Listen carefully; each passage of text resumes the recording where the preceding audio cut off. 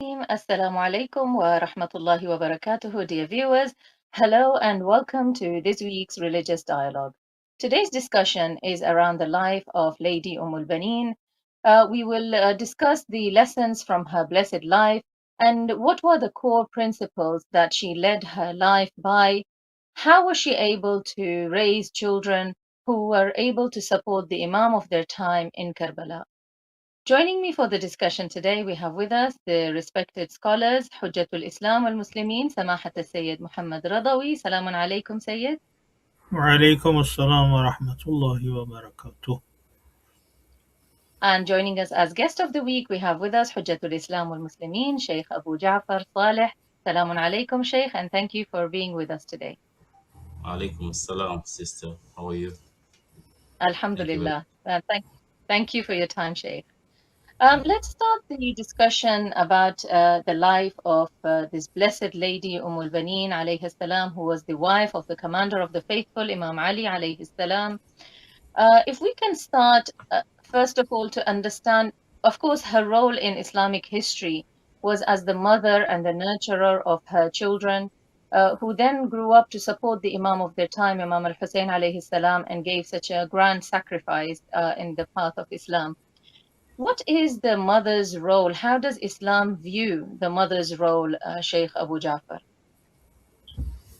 Bismillahir Rahmanir Rahim. In fact, discussing about the wife of Amir al-Mu'mineen, alayhi salam, Banin, is a very difficult task, but briefly, she was a very brave woman and well in good character and very brave woman. And as a wife of Amir al-Mu'mineen after Bibi Fatima Zahra, it was a very difficult task for her because to feel or to wear the shoe of Fatima Zahra, it was very difficult task for Banin because who can be match or who can be resembling Fatima Zahra is very difficult. There is none can resemble Fatima alayhi salam. But she was very prepared because she knew that the life of Fatima Zahra was full of good conduct, full of lessons, full of knowledge, full of piety. So she tried hard to fit in the life of Amir al-Mu'mineen, and she tried hard to fit in the lives of the children of Fatima Zahra alayhi salam. So if we reflect, let us say, to the life of Hazrat Musa alayhi salam, after the mother thrown him in River Nile and he was taken in that small, let us say, box or whatever, to the house of Pharaoh. Here we see the importance of the children to be raised by a woman of such kind of character and caliber in life, a woman who has such a lot of merits. So Allah subhanahu wa ta'ala, He said, وَحَرَّمْنَا عَلَيْهِ الْمَرَاضِعَ. Allah, He prohibited Hazrat Musa to be raised by other women. All of the women, they did not suckle Hazrat Musa alayhi salam. But وَرَدَدْنَاهُ إِلَىٰ أُمِّهِ. We return Sayyidina Musa alayhi salam to his real mother. And the sister was, while she was watching at the box and witnessing Hazrat Musa is being taken by the allies of the Pharaoh, and knowing that Allah promised them that he's going to be returned by them, she went to the house of Pharaoh and said that, هل أدلكم على من يكفل أهل بيت يكفلونه? Can I inform you about the people of the house who can raise him properly? Then Allah sent him back to his mother. So we know that the life of Hazrat Zahra, the way how she raised Imam Hasan and Imam Hussain alayhi salam and other children, it was full of pious life, piety and good moral and everything about Quran, everything about the Sunnah of the Prophet, and everything about the what we needed in our life. But for Banin to come and raise these children, it was really a challenging, event. But we see the importance of a mother, and especially when the mother is pious, and the mother is the real mother of those children. But for Banin to become the real mother of the children of Amir al-Mu'minin, it was really a heavy task. Yeah. Thank you, Sheikh Abu Jaffer. Of course, I will ask you about her tribe and her lineage, but before I do that, I'll bring in the Sayyid here.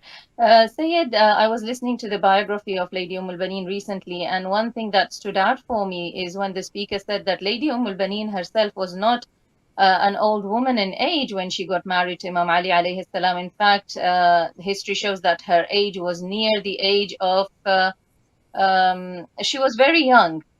And so when she came to the house of Imam Ali alayhi salam, her age was near the age of Lady Zainab alayhi salam.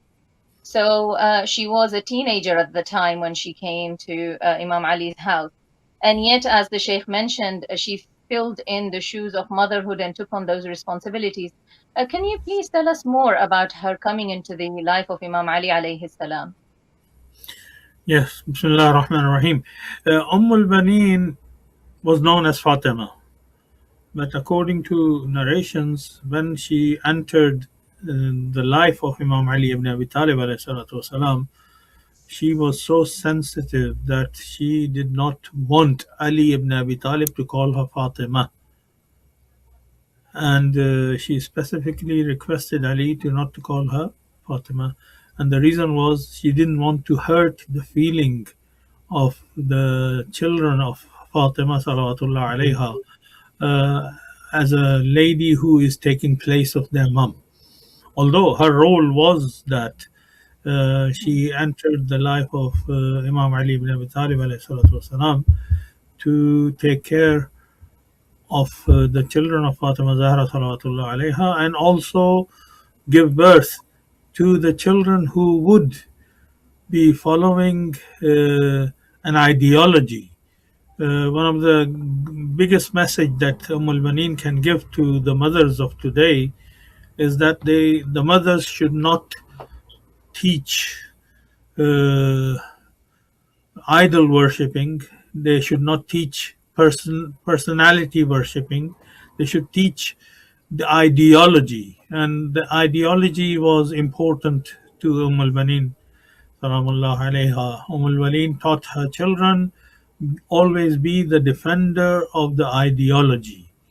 Uh, we support Imam Hussain because of the ideology that was established by Prophet Muhammad sallallahu alaihi wasallam, by Imam Ali ibn Abi Talib alayhi salatu wasalam, by Fatima Zahra salawatullah alayha, and she herself felt that she is honored to be in a position to play the role of a mother and nurturer of the future generation, and she concentrated on her own children to be brought up in a way that they would feel proud to serve Imam Hussain, because Imam Hussain was the Imam of the time. And there are so many incidents you must have heard in Masaib of Hazrat Abbas, and how the childhood of Abbas. Apparently, there is a narration that once Imam Hussain alayhi salatu wasalam wanted water and asked Abbas to bring water, and Abbas, as a child, brought the water, and he had the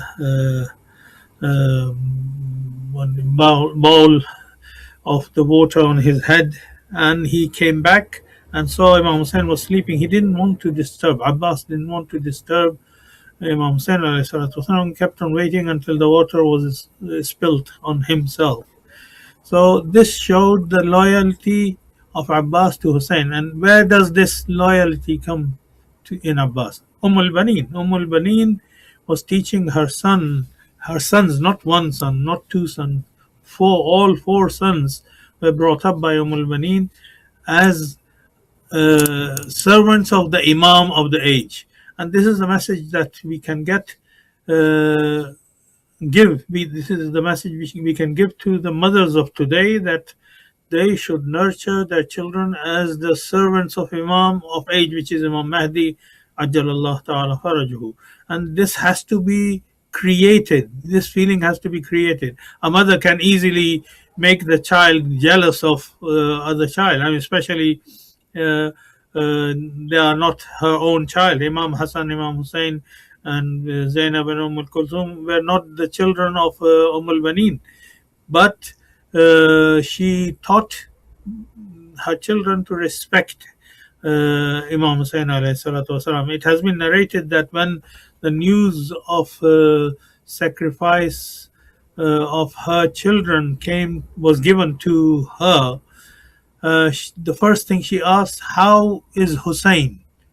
And when she realized that Hussain was killed and her sons sacrificed their life for the sake of protection of Imam Hussain and the ideology that Imam Hussain was standing against the oppressors, she was happy that they did their duty and responsibility, and that's why she was called Ummul Banin.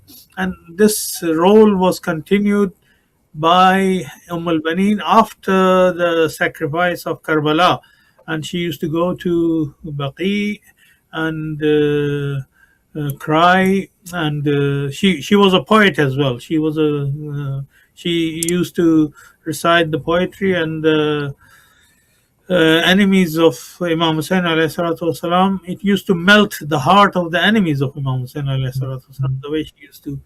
And she didn't used to bring emotional feelings. She used to tell the truth, that they were on the right path, and they deserved to be respected. They deserved to be the leaders of the community. So she was conveying the message, not being a emotional lady only. So these are the lessons that our ladies can learn from the life of Banin. And she didn't want to be called Banin after the death of her four sons. She had four sons, and all four of them sacrificed their life for Imam Hussain alayhi salatu wasalam. Thank you, Sayyid. Of course, something that stood out for me here is both of you mentioned that her name was Fatima herself, but she asked for her name to be changed and a title to be given to her, and she was called Ummul Banin. This stands out a lot for me because of her, not to hurt the feelings of her stepchildren, she even sacrificed her name. This is a huge thing considering the jealousy that women tend to always feel when they enter second marriages or third marriages and so on. This shows the strength of her character and her own upbringing. Sheikh Abu Jaffer, please tell me more about her upbringing and her education. As the Sayyid said, she was a very well educated woman and she was a poet. What was in her upbringing that gave her these traits of loyalty and courage and strength that she portrayed in her married life? Sayyida Banin, she came from the Bani Kilab, the tribe Bani Kilab, so she was Al-Kilabiyya. And this tribe is among the well and famous Arab tribes. And there was so Bedouins or whatever, though they are the original Arab tribes who are very eloquent. Their first attribute, they were eloquent and they were brave. So most of the soldiers in the time of the conquest, they were either from Bani Tamim or Bani Kilab. They were very famous in bravery. So I think one of the main person who introduced Hazrat Amir Mu'mineen to this family was his brother Aqeel, if I'm not wrong, because he was well known in the knowledge of having a knowledge of Nasab, to know about the heritage, to know about the families, to know about the. So he just advised Amir Mu'mineen to go to that family, and they are well-known family. Those people in those days, they used to know whether the family have many females on their loins or many boys in their loins. So Hazrat Aqeel, he said, you will get more boys from that family, because he knew about the heritage of those Arab tribes. So knowledge of Banin is not strange, because even the Prophet Muhammad himself, when he was in his youth, he was sent to the outskirts of Mecca to learn the eloquence, to learn the pure Arabic language of the Quraysh tribal areas, so that he should know how to communicate. Because majority of the people who live in the cities like London or Birmingham, it may be sometimes they have their own, accent, because of the cosmopolitan nature of the city. But when you go to the outside of the area, you get people who are well united, speaking same, language, and they preserved the language itself, the genuosity of the language. So Sayyida Banin, she was a good poet, because Bani Kilab, they were also very famous in shi'r, and there is a lot of shi'r in Islamic tradition from Bani Kilab and Bani Tamim and Bani Hanif. If you go on and on, the Quraysh as a whole, they were well good in this. For example, I just give example, during the time of the Prophet and during the time of revelation, the Quraysh, they were very surprised to hear some words which has been used in the Quran. For example, the word ujab. What kind of name is this? Or kubar, the word kubar.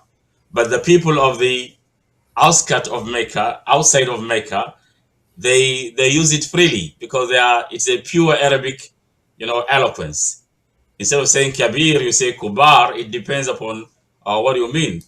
So they say, look, Muhammad is speaking, kind of language that is not. So Prophet Muhammad, he tried to defend himself, or to teach them rather, about the pure Arabic language that they have already lost after so many years. So he brought an old man of maybe 90 years old. And when he came, the Holy Prophet stand up, and it was a culture of the Arab that the person cannot sit down until you sit down. So when then the Holy Prophet sit down, and the old man wanted to sit down, the Holy Prophet stand up again, and the man stand up again. He wanted to know what is happening here. So, but the Holy Prophet wanted to show something there.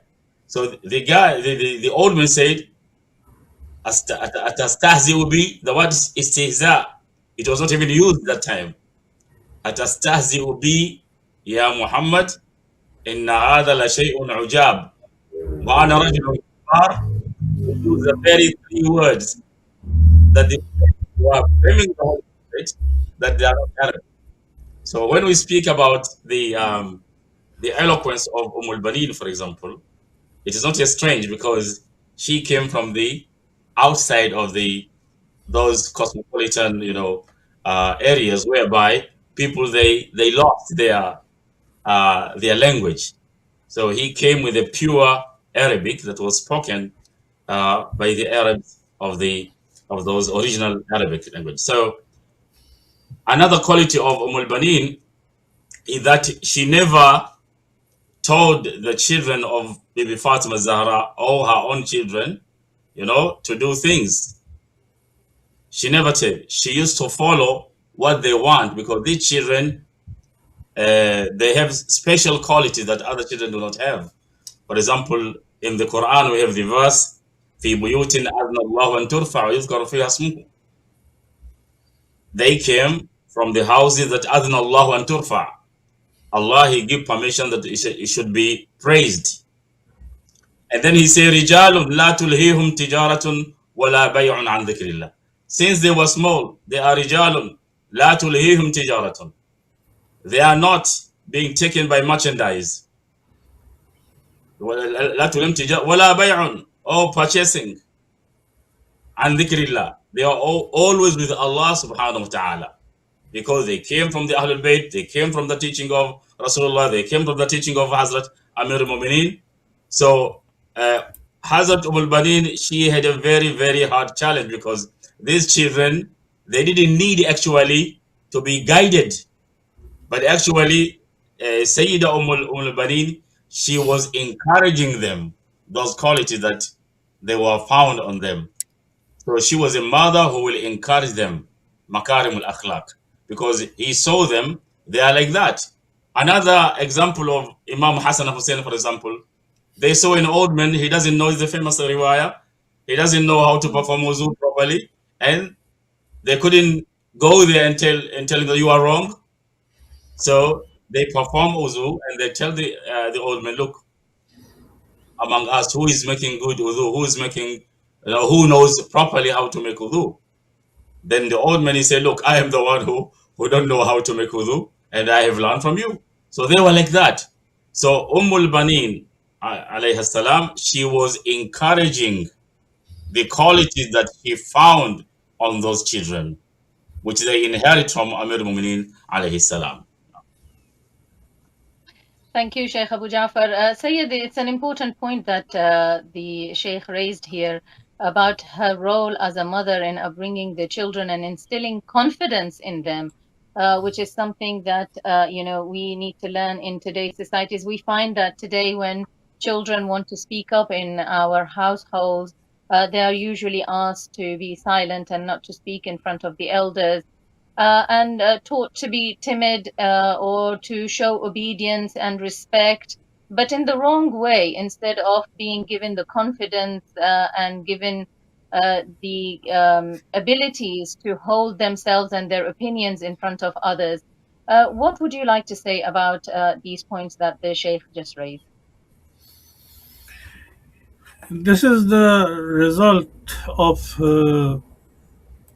how Banin brought up her children, because she, as I mentioned earlier, that she believed in ideology. She planted the seed of believing what is right, and even at the cost of respecting her, her husband's ex-wife's children, who she brought them up that these are the Imams, these are the children of Prophet Muhammad sallallahu alaihi wasallam, and she did not instruct them to just respect them because they are children of Rasulullah sallallahu alaihi wasallam. She educated them and made them understand the philosophy of respecting Imam Hussain as Imam of the age, and that is what was installed in the minds of the four sons of Banin, Salamullah alayha. And because of this sacrifice, she reached a high status in the Muslim world. There are Allama and Maraja Taqleed who have been quoted as saying that whenever they got in problem and difficulty, they used to do nazar or a'mal for the benefit of Banin, and the dua would be accepted. So this kind of mother was bringing up the children and of course the children learned from mother and her behavior and her respect for Imam Ali ibn Abi Talib alayhi salatu wasalam. And the poem, as I mentioned earlier, the poems that she used to recite for Imam Hussain alayhi salatu wasalam used to make everyone cry. And people used to ask, "What about your own children? What about your own children? Your children were killed." She said, "My children may be sacrificed for the sake of the protection of the ideology that Imam Hussain alayhi salatu wasalam representing, and he was teaching everyone to respect uh, what Allah subhanahu wa ta'ala wants, and not just to follow a person because they should follow a person." So Imam Hussain was important. Imam Hussain was the Imam of the age, and that's the point that she installed in the minds of her children, as I mentioned earlier as well, that this is the message that we should get from her regarding upbringing the children of the mothers of this age. They should bring their children up respecting Imam of the age, that is Imam Mahdi, Ajjalallah Ta'ala Farajuhu. It has been narrated from, and because of this, she gained this position in the community. And so there are no riwayats or hadiths. There are practical reports and narrations regarding the amal of ulama.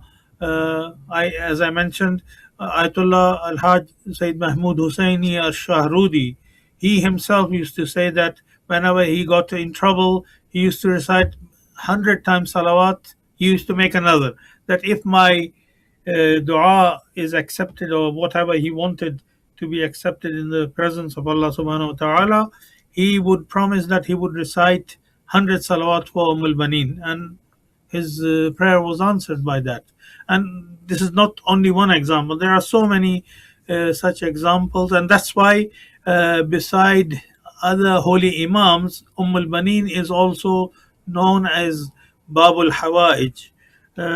Some Maraja Taqleed have been quoted as saying that whenever they used to get in trouble, they used to sponsor someone and send for the ziyarah of Imam Hussain, and they used to tell them, when you do the ziyarah, you are na'ib ziyarah for Banin. And when they did the ziyarah as a na'ib ziyarah for Banin, their dua was accepted. So the great Maraja Taqleed and ulama used to refer to her as Babul Hawaij. So who are we not to respect and remember her with great respect? And there is another point that some people say, "Oh, she was related to Shimr." I mean, the lineage is same, but also there are people in the history like Abu Lahab. He comes from the same lineage, but Allah subhanahu wa ta'ala in Quran said, "Tabbat yada abi lahabin." So if Allah subhanahu wa ta'ala can say that, we should not mix the lineage and disrespect Banin from that point of view, because everybody is responsible for their own acts and deeds. Prophet Nuh's son did not obey his father, or his wife did not obey her husband. There are imams who were killed by their wives. So this doesn't make any difference. We have to look at the example, and the true example was Imam Hussain alayhi salatu wasalam, and this is what she taught her children, that they should, at any cost, and even at the cost of sacrificing their life, should respect Imam and Imam's position. Thank you, Sayyid. Sheikh Abu Jaffer, the Sayyid just told us about the great honor that Lady Banin has in place of the sacrifices that she presented as being Bab al-Hawaj and the gateway of needs and the fulfilling of hajat from Allah subhanahu wa ta'ala through her wasila. But she also had another huge badge of honor, and that is being the mother of 4 martyrs. This is a huge honor that tells us about the status of because to become the mother of martyrs, or to have martyrs in your family, is not something granted to everybody. This in itself shows us the tawfiq that Allah subhanahu wa ta'ala gave this great lady. If you can tell us more and highlight more about the struggles that she went through in the path of truth and the loyalty that she showed to the Imam of her time. And he became an example for us in how to show loyalty to the Imam of our time, as the Sayyid is mentioned. I think, as I have said earlier, to speak about the life of Ummul Banin and the children of Ummul Banin and the life of individuals in the house of Amir al-Mu'mineen is a very difficult task, because that house is the house that the riwayah, when it speak about that house, it speak about the house that you hear, like there were the sound of bees in that house all the time, citation of the Holy Quran. So back home, when we raise our children, my grandmother, for example, she will take me and sing, making sing. So I grown up. I'm hearing the sound of songs, traditional songs.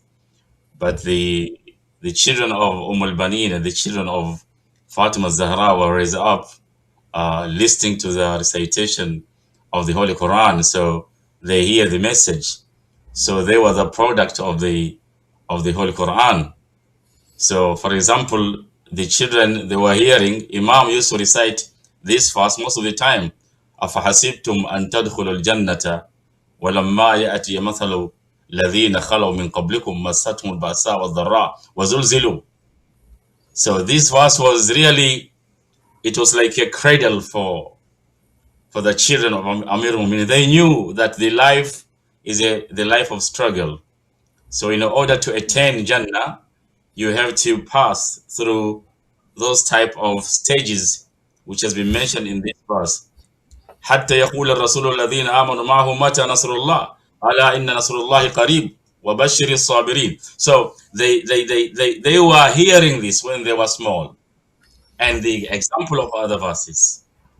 So when we see, for example, Imam Hussain alayhi salam, he was telling the second caliph when he was about maybe 7 years, 6 years, whatever. Yeah. انزل من منبر أبي. You say, come down from the member of my father.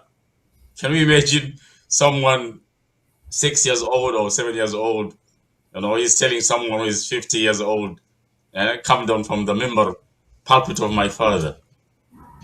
And the second caliph says, it is true that this is the member of your father, and my father had no member. So they were like that. So they were raised in a bravery. They were raised in the life of struggle. Contrary to us, we were raised in different, environment. So for me to hear Bibi Fatima Zahra, or to know Bibi Fatima Zahra, she acted like how she acted after the death of her father against the tyrannies of that time. It is not strange for me, because they were raised up by the Quran itself. So the Ummul Banin, for example, alayhi salam, and the children of Ummul Banin, the 4 children who were martyred in Karbala, they were hearing Amir al-Mu'mineen speaking about Hussain alayhi salam. They were hearing the narration, how the Prophet Muhammad saw Imam Hussain alayhi salam slaughtered in Karbala. They were hearing this. Like Imam himself is saying that nobody has ever given better ashab than me. Qat'an. It is not a ghulu to say that the ashab of Imam Hussain are better than ashab of Muhammad. The better. He is telling them in Karbala, Allah qad ataakumul layl ittakhadhuha jamal. The night has come to you. Ride upon that night as camel. Innal qawma la yuridunani, la yuridunakum, la yuriduna ahad illa ana. The people do not wish any one of you, they need me only. And nobody have ever fled. We see a lot of verses of the Quran.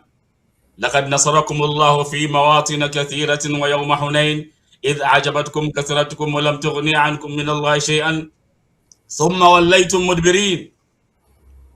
Quran is confessing that the Ashab Rasulullah, they left him mudbirin, they left. Out of 12,000 Sahaba in the Battle of Hunayn, they remain very, very few, not even 50 of them. But you see, the children of Imam Hussain, the children of Hasan, Ahlebait alayhi salam, and their few followers, they were there until the last of them. They didn't flee. They didn't flee because they were raised up in this. أفحسبتم أن تدخلوا الجنة ولما يأتيكم مثل الذين خلوا من قبلكم مستهم البأساء والضراء وزلزلوا. They knew this. It was a reality for them. So upbringing of the children of Ummul Banin, it was the reality. They see this in reality in the life of Amir al-Mu'minin. For example, when he went to the Battle of Siffin, he passed in Karbala Amir al-Mu'minin himself. And he told Imam Hussain, Sabran, Ya Aba Abdullah, Sabran. So these issues were it's like a, let us say, it was like a bread and butter for Ahlebait alayhi salam.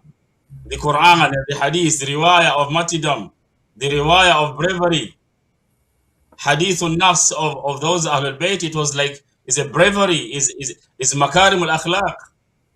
So you cannot compare Ashab Rasul, majority of the Ashab Rasul, with the Ashab of Imam Hussain. You cannot compare.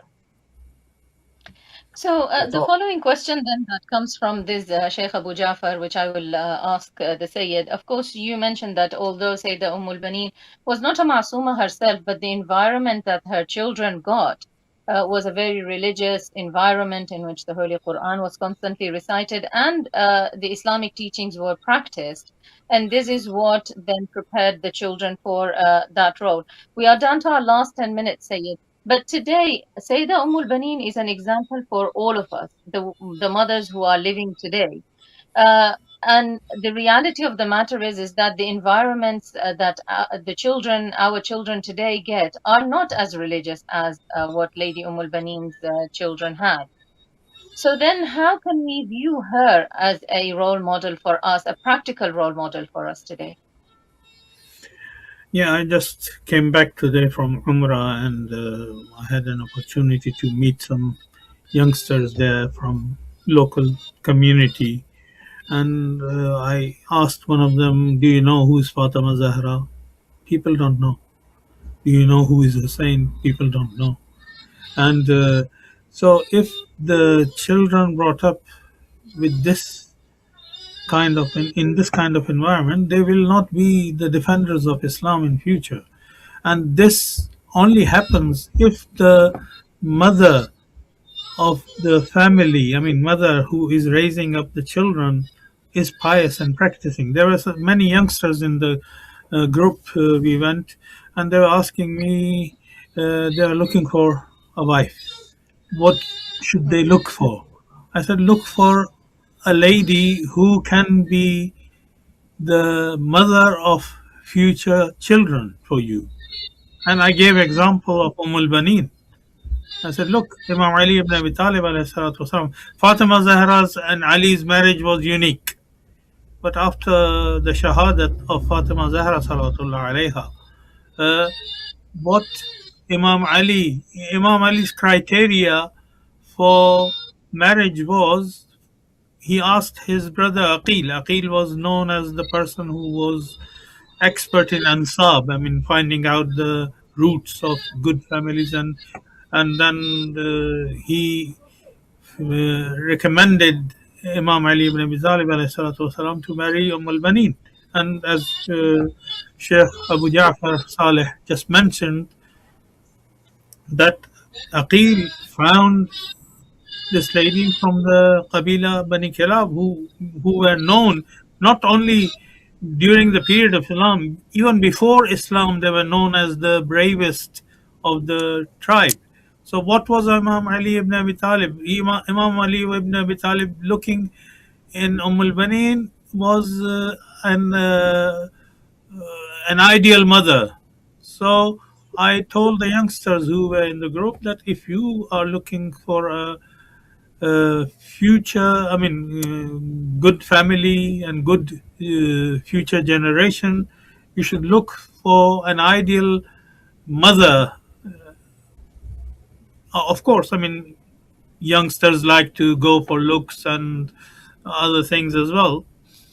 Uh, but the most important thing in a wife is that she will be bringing up your future generation. And that's what Imam Ali ibn Abi Talib alayhi salatu wasalam looked for in Banin. And this should be the criteria for marriage, not only for boys, but also the ladies also should be looking for a person, a husband, who can be a leader of the family like Hazrat Abbas was. And Abbas was the only child that the generation of Imam Ali ibn Abi Talib alayhi salatu wasalam directly continues is the son of Hazrat Abbas, because all other sons of Banin were killed. Imam Hussain was killed. And so Alawi Sadat continued from the son of Hazrat Abbas. So this is what we need to bring back in our community. Mothers need to learn from our own grandmothers. I mean, they might have not been educated, but they used to install this. Anything bad happened, they used to repeat Azkarullah while bringing up the children. And the mothers today, they keep on playing wrong songs and keep on watching the movies and dramas. So when a child is being brought up in that kind of environment, what can you expect? If a mother continuously says Bismillah, La ilaha illallah, La hawla wa la quwwata illa billah, Alhamdulillah, Subhanallah, this goes in the mind of child, and especially mother should explain why she is saying, or if the mother teaches the child to respect the 14 Ma'soom and tells them the story of their life, so of course they will be brought up respecting Ahlebait alayhi salatu wasalam. Otherwise, I don't see any future in majority of the Muslim countries where no one knows the name of the daughter of Prophet Muhammad sallallahu alaihi wasallam. I asked one of the youngsters, "Do you know Fatima Zahra?" No, I don't know. So, what can you expect from that country and the future generation of the family of that person who is going to get married? He will be teaching Halloween and all these kind of non-Islamic traditions and bringing that into the family, and that kind of family will never respect and defend Islam. Of course, there are many points here to discuss, but unfortunately, we are running out of time. There is the relationship between Sayyidah Zainab.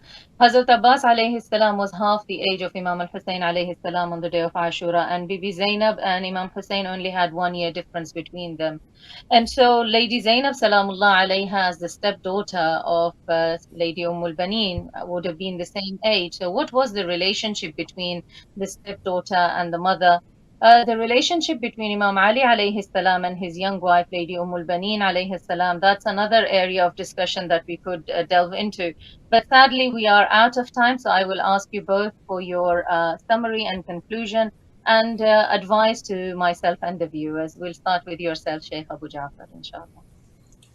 I think we have to learn little qualities, some qualities of Ummul Banin, that she always glorify the Bibi Zahra alayhi salam, contrary to what is a norm for a wife of another wife will speak maybe bad about another wife.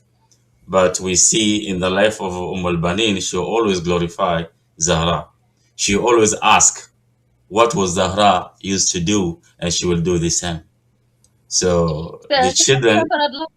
here for 1 second. Was this out of her ma'rifah for the status of Lady Zahra, which was exceptional anyway, or was it her as a second wife of Imam Ali alayhi salam? Pardon? Is it? Was this out of her ma'rifah and her recognition of the status of Lady Zahra alayhi salam, or was it a combination of both, her manners as the second wife in a man's life, or just because Lady Zahra alayhi salam was a special woman anyway and she was a hujjah for the whole world? I think the combination of the both, because as the second wife, she did not want to hurt the children of Zahra. So that is from the meekness of Banin. She had that quality. She was humble and she had a quality of meekness. And she also recognized that Zahra was a model. She should be, that can be followed. So she glorified Zahra and she always followed the sunnah of Zahra all the time. So the children had no problem seeing that. So they were seeing Banin as their mother. They were seeing as a part of their life, and they were always happy. And the second thing, the bravery of Banin, that she used to tell her children the story, what he heard from Amir Mu'minin alayhi salam about Karbala, about what is happening and what is going to come. So we see here the two situations come together. The situation in Saqifa Bani Saida, what happened in Saqifa Bani Saida, and what had happened in Karbala. So there was a preparation here of their souls.